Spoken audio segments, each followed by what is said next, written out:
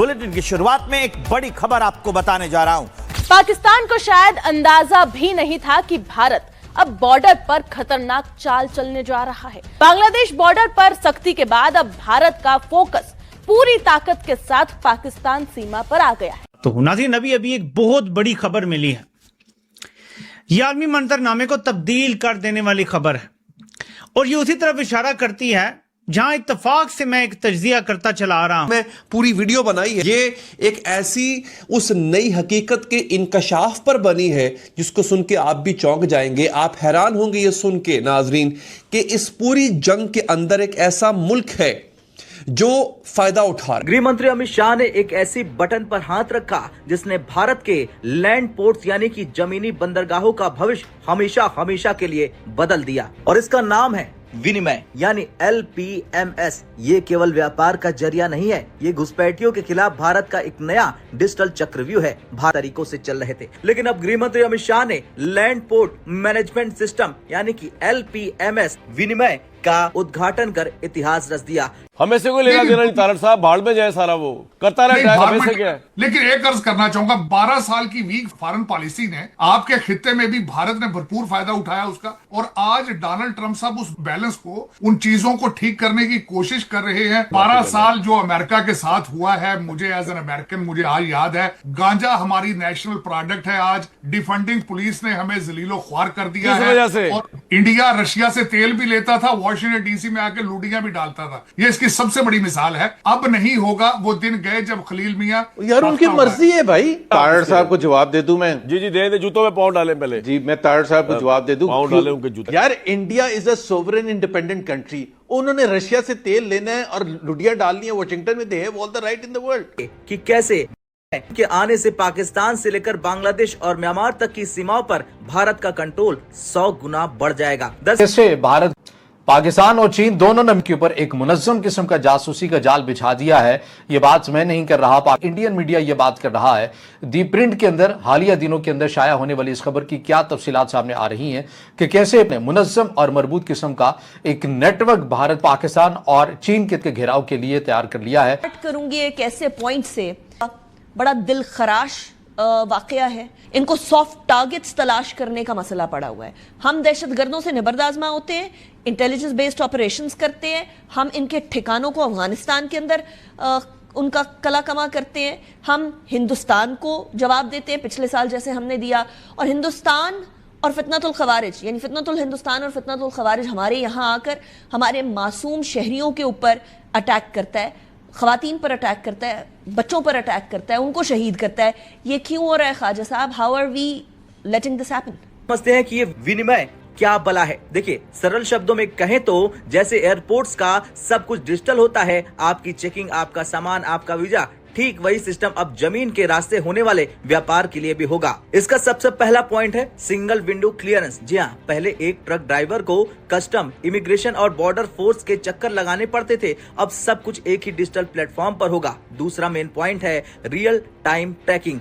गृह मंत्रालय की कंट्रोल रूम में बैठे अधिकारी देख पाएंगे कि पेट्रोपोल में इस वक्त कितने ट्रक खड़े हैं और उनमें क्या क्या सामान है। इसके अलावा आईस्केट और ULIP इंटीग्रेशन, यानी कि इसे भारत की सबसे बड़े लॉजिस्टिक डेटाबेस से जोड़ा गया है, यानी डेटा में हेरा फेरी अब नामुमकिन है। अब यही काम भारत की हुकूमत करती थी उनकी साइड कश्मीर में 370 के हटने से पहले।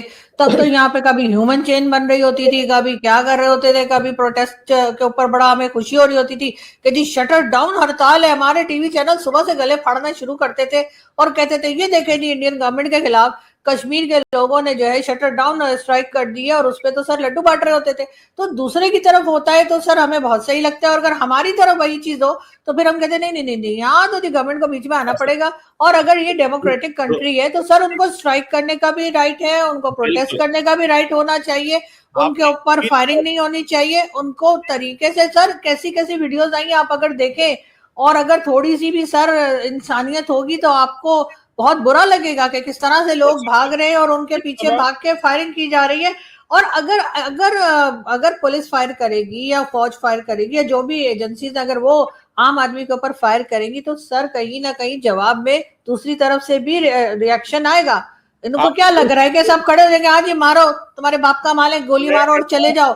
सर वो कहीं ना कहीं उनकी बंदूक छीनेंगे और उनकी बंदूक से फिर उन्हीं को गोली भी लगेगी। तो सर यहाँ पर ये हमें सीखने की जरूरत है कि जब दूसरे का कुछ गलत होता है तो उस वक्त हमें लड्डू नहीं बांटने चाहिए और नहीं कहना चाहिए बहुत सही हो रहा है। अगर हमारे यहाँ हो रहा तो नहीं, हमारी गवर्नमेंट को तो बीच में आना चाहिए, लेकिन भारत की गवर्नमेंट को बीच में नहीं आना चाहिए। अपने यहाँ कश्मीर में हंगामा अगर हो तो वहां तो आप लोग बुरहान वानी और इस तरह के लोगों को आप कितना सेलिब्रेट करते हैं कि जी वो तो बहुत जबरदस्त काम कर रहे थे, तो फ्रीडम फाइटर थे सर, ऐसे थे वैसे थे। तो सर वही चीज यहाँ पर हो रही है और यहाँ फ्रीडम फाइटर वाली हालत नहीं है, सर राइट्स तो मांग रहे हैं ना। मुझे आपका पर्सपेक्टिव बहुत अच्छा लगता है। पूछे क्यों? आप कह रही हैं पाकिस्तान के डबल स्टैंडर्ड है कश्मीर के ऊपर, उस कश्मीर में कुछ और है, इस कश्मीर में कुछ और है। डॉक्टर साहब आपको पता है कि जो मकबूजा कश्मीर है वो एक डिस्प्यूटेड टेरिटरी है। कौन सा सर? क्योंकि दोनों ही मकबूजा है ना। नहीं, आप पाकिस्तान के कश्मीर को मकबूजा कहती हैं? क्यों सर? वो तो कहते हैं ना, वो कहते हैं जी पाकिस्तान ने कब्जा किया हुआ इंडिया वाले, और वहां के लिए हम कहते हैं उनके लिए हमारा मकबूजा कश्मीर है, हमारे लिए उनका मकबूजा कश्मीर है। मैं कहता हूँ दो सवाल। एक सवाल ये है कि आजाद कश्मीर के लोग जो यहाँ पे आजाद कश्मीर में है, हमारे जो आजाद कश्मीर, क्या वहां के लोग पाकिस्तान आजाद है सर? क्या वो आजाद है? अगर वो आजाद है तो आप उनके ऊपर फायरिंग क्यों कर रहे हैं? अगर वो आजाद है आप उनको प्रोटेस्ट क्यों नहीं करने दे रहे? अगर वो आजाद है तो सर आप उनका यह हशर क्यों कर रहे हैं कि सारी। नमस्कार दोस्तों, जय हिंद। दोस्तों, भारत ने LPMS का उद्घाटन करके इतिहास रच दिया। जी हाँ दोस्तों, अब भारत में जो भी गाड़ियाँ हो या आदमी, सभी के डेटा अगर भारत में घुसते हैं तो वो सारी डेटा रिकॉर्ड हो जाएंगे। और जो पहले एयरपोर्ट पर होता था वहीं अब भारत के हर एक बॉर्डर पर होगा। और जिस तरह से ये योजना सामने आया है, ये देखकर पूरी दुनिया हैरान है। जी हाँ दोस्तों, भारत ने अब डिजिटली बॉर्डर बना दिया है और भारत के अंदर घुसने वाले के सभी की बायोमेट्रिक और डिजाइन होंगी। जो गाड़ियाँ बाहर से अंदर आएंगे उसमें क्या लदा है और क्या लेकर जा रहे हैं, इस सभी के रिकॉर्ड होंगे। तो वहीं दूसरी तरफ दोस्तों, POK में गजब का प्रोटेस्ट जारी है और वो आज़ादी मांग रहे हैं। दोस्तों, जिस तरह से ये वीडियो निकल कर आया है आप देख सकते हैं कि किस तरह से चीमा की ढुलाई हो रही है। दोस्तों, वीडियो पसंद, वीडियो को लाइक करें, शेयर करें, चैनल को सब्सक्राइब करें। उसको दुनिया डिस्प्यूटेड टेरिटरी कहती है, मैं सिर्फ इतना कह रहा हूँ। सर वो तो हमारी भी डिस्प्यूटेड टेरिटरी है, बल्कि हमारे तो जज साहब ने ये तक कह दिया था फॉरेन टेरिटरी।